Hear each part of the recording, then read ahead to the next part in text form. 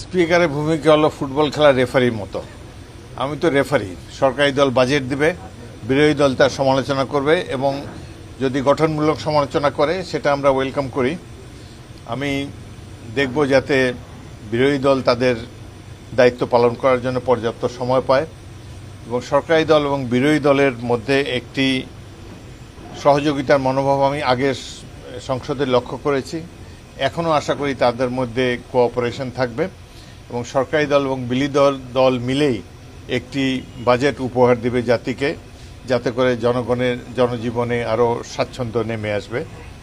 তো আমরা আশা করি যে বিগত যেই সহযোগিতা মনোভাব প্রথম দিনের প্রথম অধিবেশনে দেখতে পেয়েছি, বাজেট অধিবেশনে আমরা আশা করি সেটি দেখতে পাবো এবং আমার ধারণা এখন পর্যন্ত আমাদের এই জাতীয় সংসদ জনগণের আশা পূরণে সক্ষম হয়েছে। আগামী দিনগুলোতে তারা আরও ভালো ভূমিকা রাখতে পারবে এবং দেশবাসীর এই সংসদকে নিয়ে যা তাদের আশা আকাঙ্ক্ষা সেটি বাস্তবায়নের জন্য প্রত্যেকটি সংসদ সদস্য উদ্যোগী হবেন বলে আমি আশা রাখি।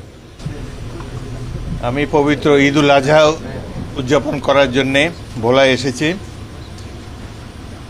আগামী ৩-৪ দিন আমার নির্বাচনী এলাকায় থাকব এবং অন্যান্য ভোলা সদরেও কর্মকর্তাদের সাথে আলাপ আলোচনা হবে।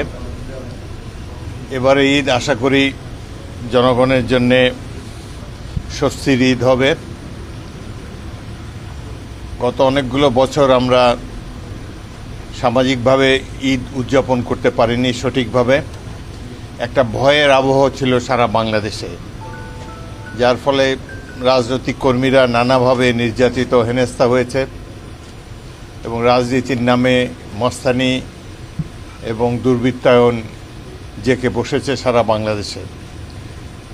এখন একটি নির্বাচিত সরকার, বিএনপি সরকার 3 মাস ধরে রাষ্ট্র পরিচালনার দায়িত্ব পেয়েছে। আশা করি সেই ভয়ের আবহ এখন অনেকটাই কেটে গিয়েছে। জাতীয় সংসদে একটি মাত্র অধিবেশন হয়েছে।